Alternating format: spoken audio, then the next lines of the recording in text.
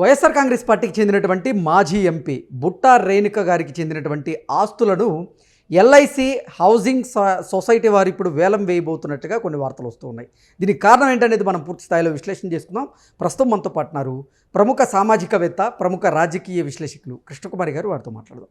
Madam నమస్తే. నమస్తే. బుట్టా రేణుక గారి ఆస్తులను ఇప్పుడు ఎల్ఐసి హౌసింగ్ ఫైనాన్స్ వారు వేలం వేయబోతున్నట్టుగా కొన్ని వార్తలు వస్తూ ఉన్నాయి.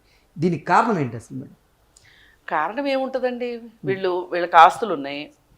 ఇంకా ఆస్తుల్ని పెంచుకోవడానికి వ్యాపార విస్తరణలో భాగంగా ఉన్న ఆస్తుల్ని తనఖా పెట్టి అప్పులు తీసుకుంటారు. వ్యాపారాల్లో నష్టాలు వస్తాయి. నష్టాలు వచ్చినప్పుడు నష్టాలు వచ్చినట్టుగా చూపించుకుంటారు. చూపించుకొని ఇంకా లోన్ తీసుకునే ఉద్దేశం లేదు అనుకున్నప్పుడు లోన్ ఎగ్గొట్టడానికి సిద్ధపడతారు. ఇది చాలా సింపుల్ ప్రొసీజరు. ప్రతి వ్యాపారవేత్త, పోనీ 90% వ్యాపారవేత్తలు, 10% వ్యాపారవేత్తల్ని మనం పక్కన పెట్టేద్దాం. టాటాస్ లాంటి వాళ్ళని పక్కన పెట్టేయచ్చు. టాటా ఎప్పుడూ కూడా దివాళా ప్రక్రియ కానీ, లేకపోతే ఆస్తులు ఎగ్గొట్టడం కానీ, లేదు అనుకుంటే మాకు ట్యాక్స్లు తగ్గించండి అని కానీ, ట్యాక్స్లు ఎగ్గొట్టడం అని టాటా లాంటివి ప్రయత్నించవు. ఇంతవరకు మనకి ఒక ట్రస్టెడ్ బిజినెస్ గ్రూప్ ఏదన్నా ఉంది మన దేశంలో అంటే టాటాస్. ఇంకా వేరే వాళ్ళు కూడా ఉండొచ్చు, ఎందుకంటే రోజు చూస్తాం కాబట్టి టాటా గురించి చెప్పాను. ఇంకెవరన్నా ఉంటే ఉండుండొచ్చు. ఉన్నవాళ్ళు భుజాలు తడుకోక్కర్లా. ఇప్పుడు ఏం మాట్లాడాలన్నా ఈ మధ్యకాలంలో సంబంధం లేని వాళ్ళు భుజాలు తడుకోవద్దండి అని చెప్పాల్సి వస్తుంది. లేకపోతే మమ్మల్ని అన్నారా అనే మాట వచ్చేస్తుంది. సో విషయానికి వస్తే వీళ్ళు అప్పు తీసుకున్నారు. 340 కోట్లు తీసుకున్నారు. 40 కోట్లు తీసుకుని వీళ్ళు కొంతకాలం అప్పు కట్టారు. తర్వాత అప్పు కట్టడం మానేశారు. అది 740 కోట్లుగా చేరింది ఇప్పటికి. అయితే వీళ్ళు ఏదో కొన్ని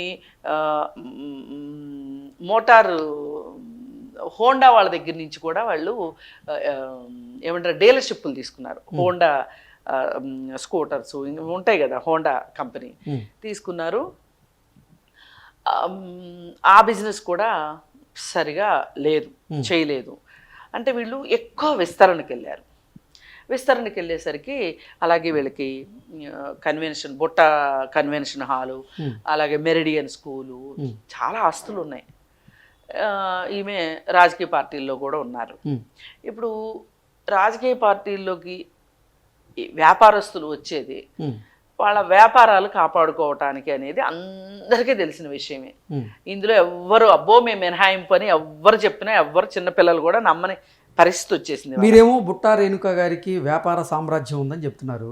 వైకాపా అధినేత జగన్మోహన్ రెడ్డి ఏమో ఆర్థికంగా బుట్టా రేణుక అంతంత మాత్రమే అంటూ ఎన్నికల ప్రచారంలో భాగంగా చెప్పడం జరిగింది. కాదండి, ఆయన అందరి గురించి అట్టా చెప్పాడు కదండి.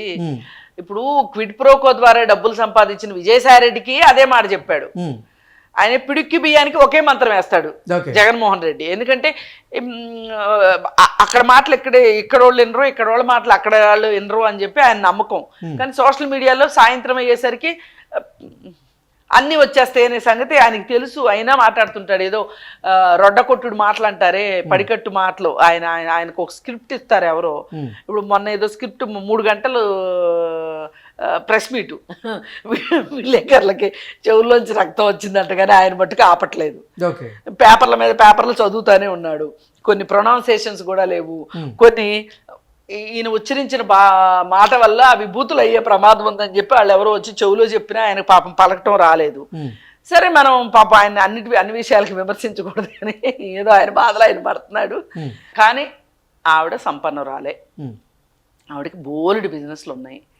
మళ్ళీ చెప్తున్నాను, ఈ బిజినెస్లు ఉన్నవాళ్ళు, డబ్బులు ఉన్నవాళ్ళు రాజకీయాల్లోకి వచ్చి రాజకీయాల్లో డబ్బులు ఖర్చు పెట్టి రాజకీయాల్లో డబ్బులు సంపాదించి ఒకవేళ ఏమైనా వ్యవస్థల్ని చేతిలో పెట్టుకోవాలి అంటే ఈ పదవి ఒక అండగా వాడుకుంటున్నారు తప్పితే వీళ్ళు ప్రజాసేవ కోసం మట్టుకు వీళ్ళు రాజకీయాల్లోకి రావట్లేదు అనేది సుస్పష్టం. ఎందుకంటే చాలా రోజుల నుంచి రాజకీయాల్లో ఉన్న కురువృద్ధుడైన టి సుబ్బరామిరెడ్డి గారే ఆయన బ్యాంకులకి శటకోపం పెట్టాడు. ఇప్పుడు పూజారి పెడతాడు అందరిని ఎత్తిన శటకోపం. ఈయన బ్యాంకులకు పెట్టేశాడు. ఎవరు? సుబ్బరామిరెడ్డి. ఉమ్. ఆయన దివాళా ప్రక్రియలోకి వెళ్ళి కొన్ని వేల కోట్లు ఆస్తుల్ని చాలా తక్కువ డబ్బులు కట్టి మళ్ళీ తనే కొనుక్కున్నాడు. ఉమ్. ఆయనకు పోయింది ఏమీ లేదు, బ్యాంకులు నష్టపోయినాయి. ఇవాళ ఈ 10 సంవత్సరాలుగా ఉమ్.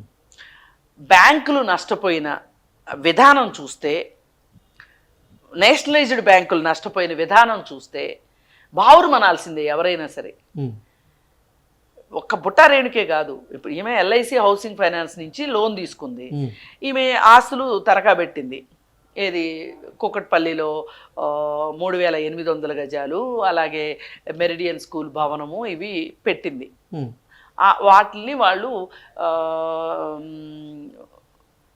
తనఖా పెట్టిన ఆస్తులు కట్టకపోతే కొన్ని రోజుల తర్వాత నోటీసులు ఇచ్చిన తర్వాత ఆక్షన్ చేసుకునే హక్కు వాళ్ళకు ఉంటుంది. ఉమ్. ఈ ఆక్షన్ చేసుకున్న తర్వాత అప్పటికి ఒకవేళ ఎక్కువ డబ్బులు వస్తే ఆ మిగిలిన డబ్బులు వీళ్ళకి ఇస్తారు, వాళ్ళకి కావాల్సిన డబ్బులు వాళ్ళు తీసుకుంటారు. ఇది ప్రక్రియ. ఉమ్. అసలు ఇలాంటి పరిస్థితి ఎందుకు వస్తుంది? ఇప్పుడు దీనికి ఎక్కడో ఒక చోట మోకాలు అడ్డుతారా లేదా అనేది వేచి చూడండి మీరు. ఓకే. ఖచ్చితంగా ఏమే ట్రిబ్యునల్కి వెళ్ళి ఉమ్. స్టే తెచ్చుకుంటారు. ఆ స్టేకి ఎంత ఖర్చు అయినా ఖర్చు పెడతారు. ఉమ్. ఇప్పుడు అది ఇది కాదనుకోండి, ఎంతమంది పెద్ద దొంగలు బ్యాంకులకు శటగోపాలు పెట్టి మోసం చేసి విదేశాలకు పారిపోలేదు చెప్పండి. ఉమ్. వాళ్ళతో పోలిస్తే వీడు చాలా తక్కువ డబ్బులు. అలా అని మనం ఏమి సమర్థించం, చెప్తున్నా. ఇప్పుడు వీళ్ళందరికీ, ఈ వ్యాపారస్తులందరికీ కూడా రాజకీయ నాయకులతోటి సత్సంబంధాలే ఉంటాయి. అలాగే డైరెక్ట్గా రాజకీయ నాయకులు కూడా అవుతారు. ఉమ్. ఎందుకు? కేవలం డబ్బులు సంపాదించుకోవటానికి, ఓకే. అంతకంటే వేరే ఏమీ లేదు. దీని గురించి ఇప్పుడు ఈ ఎల్ఐసికి కానీ బ్యాంకులకు కానీ నష్టం జరిగితే ఉమ్. ప్రజలకి డైరెక్ట్గా నష్టం జరిగినట్టు. ఎందుకంటే ఎల్ఐసికి నష్టం జరిగితే ఎల్ఐసి ప్రతి సంవత్సరం కొన్ని 100 కోట్ల రూపాయలు డివిడెండ్లుగా ఇస్తుంది.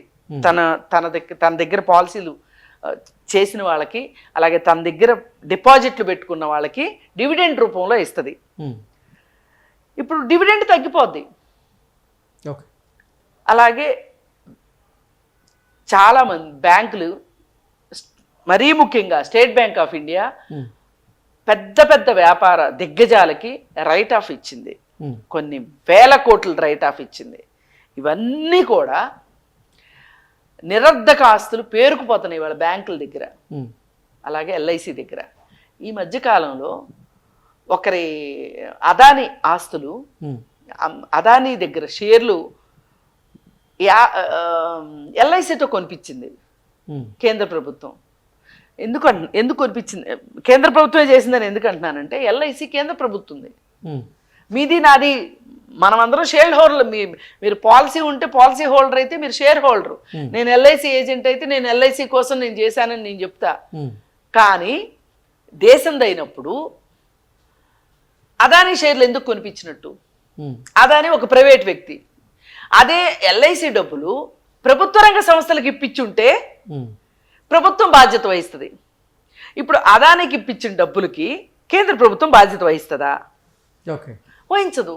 ఎందుకు కొనిపించారు? అదానీని రక్షించాల్సిన అవసరం ఏముంది? మళ్ళీ అక్కడ రాజకీయమే. ఇప్పుడు ఈవిడ ఖచ్చితంగా స్టే తెచ్చుకుంటుంది. ఈవిడ వైకాపా పార్టీకి సంబంధించిన మాజీ ఎంపీ, మొన్న కూడా పోటీ చేసి ఓడిపోయింది. అయినప్పటికీ కూడా గెలిచినా ఓడినా వాళ్ళ పావులు వాళ్ళు కదుపుకోగలుగుతారు. అందుకని మనం బాధపడాల్సిన విషయం ఏంటంటే, ఇక్కడ ఆవిడికి ఏమీ కాదు, ఆవిడ ఆస్తులకి ఏమీ కాదు, పోతే ఎల్ఐసియే మునుగుతుంది అంతే. Okay madam, thank you.